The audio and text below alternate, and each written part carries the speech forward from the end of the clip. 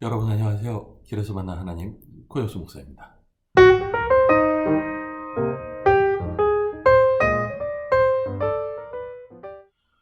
오늘은 야고보서 1장 19절에서 21절 말씀 함께 읽도록 하겠습니다. 사랑하는 형제자매 여러분, 여러분은 이것을 알아두십시오.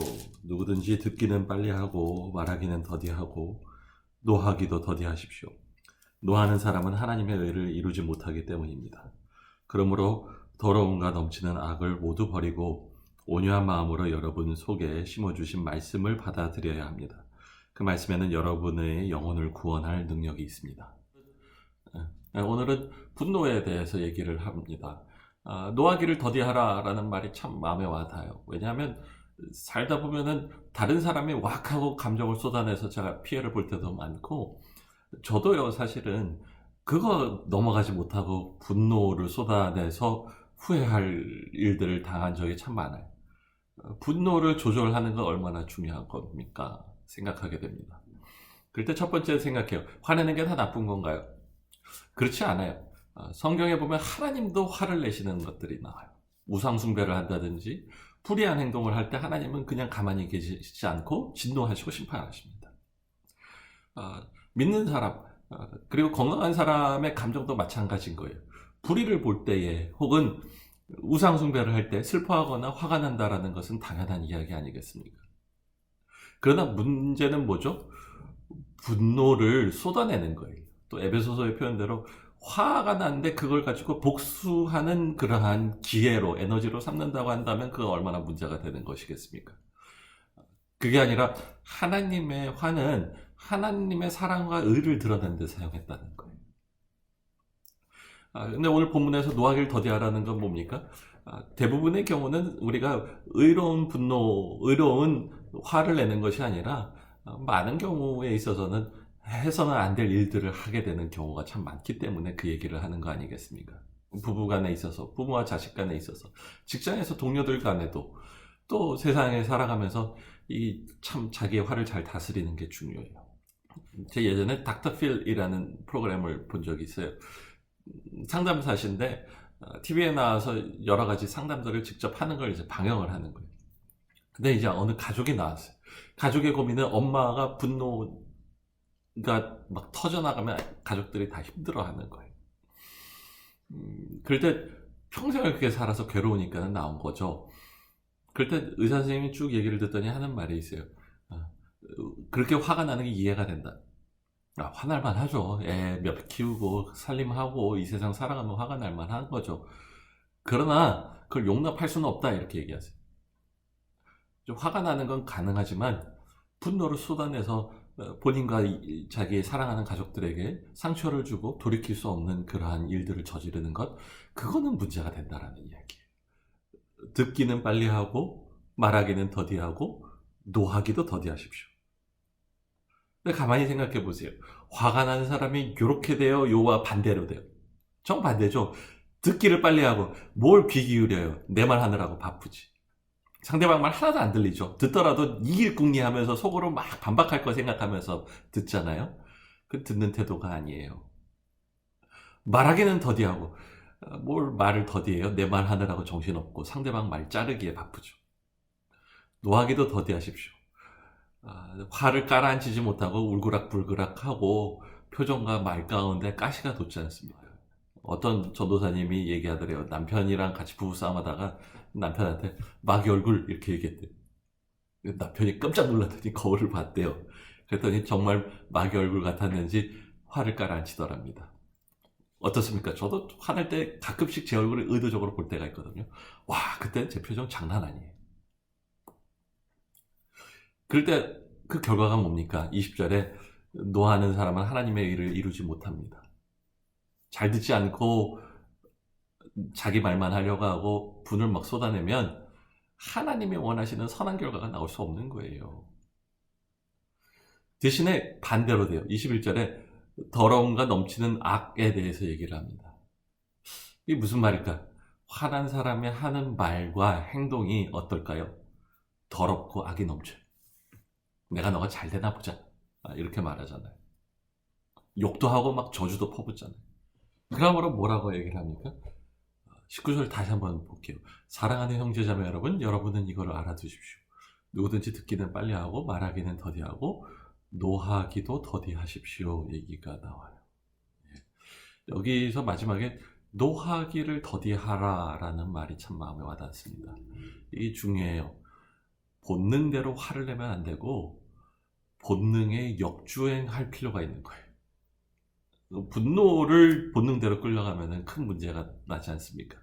그러니 그때는 그 본능을 거스릴 수 있는 훈련이 필요한 거예요.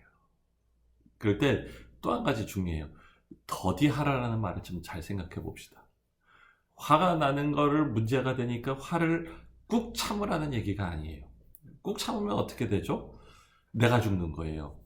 여러분, 화가 날 때 화를 표출하면 상대방을 죽이죠.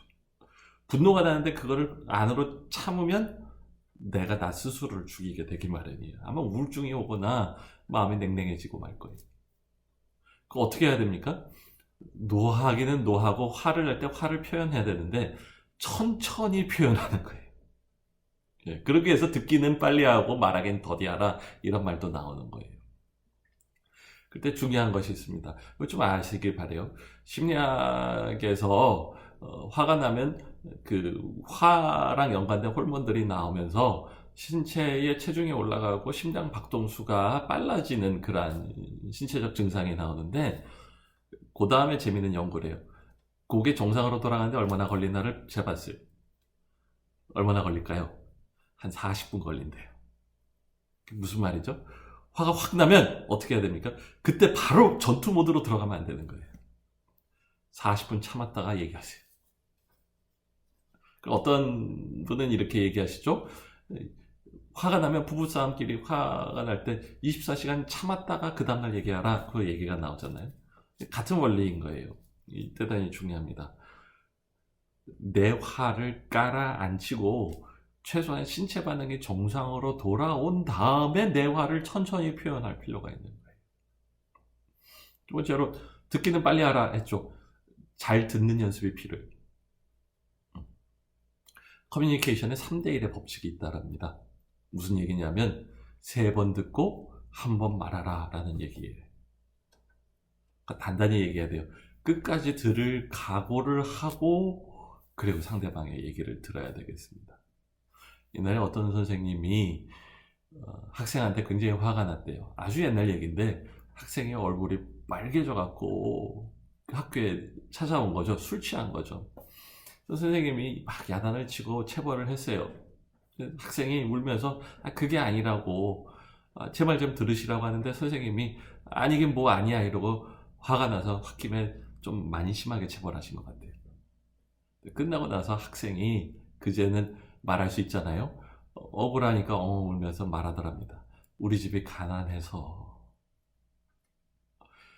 술 짜고 나서 남은 쌀 찌끄러기를 얻어다가 먹었거든요. 선생님 그 얘기를 듣고 너무나 민망하더랍니다. 미안하더랍니다. 중요해요. 상대방이 말하는 걸 끝까지 들을 필요가 있어요. 또 한 가지가 있어요.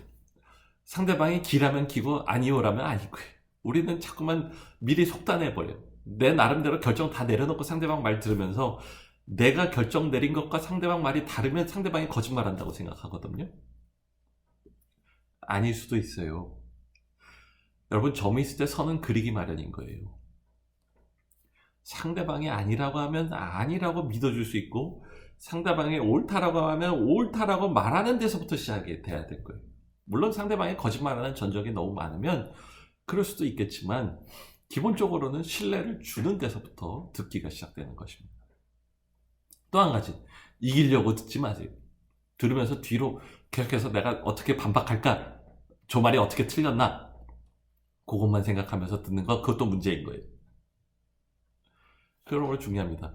잘 듣는 훈련이 필요합니다. 경청하는 습관이 굉장히 필요합니다. 21절에 이렇게 말해요. 그러므로 더러움과 넘치는 악을 모두 버리고 온유한 마음으로 여러분 속에 심어주신 말씀을 받아들여야 합니다. 그 말씀에는 여러분의 영혼을 구원할 능력이 있습니다. 말씀하여 주십니다. 21절에 두 가지가 나와요. 하나는 더러움을 버릴 필요가 있대요. 여러분, 더러움이라는 것을 원문으로 보면 흙탕물이 튀어서 더럽게 물들은 옷을 뜻해요. 그러니까 그걸 벗어버리라는 얘기가 나는 거예요. 여러분, 흙탕물이 튀면 그 빨래에 보면 은근히 그 흙탕물이 안 빠질 때가 있어요. 화를 내는 거 반복적으로 하다 보면 그게 내 성품이 돼서 툭 하면 화를 내버리는 사람이 될 수도 있는 거예요.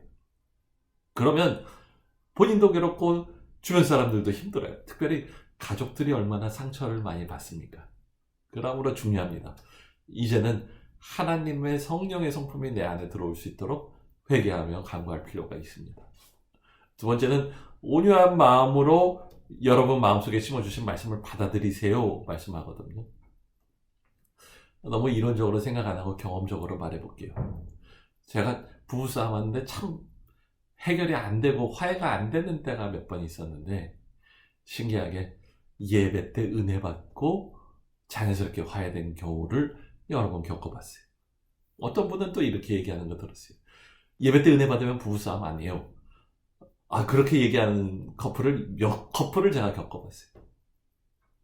하나님의 말씀에는 능력이 있고 평화가 있고 하나 되게 하는 힘이 있습니다. 서로 용서하고 화해하게 하는 힘이 있습니다. 제가 결혼할 때 우리 주례해 주신 목사님께서 늘 부부가 같이 예배 드리는 걸 잊지 마라 하셨는데 결혼해 보니까 알겠더라고요.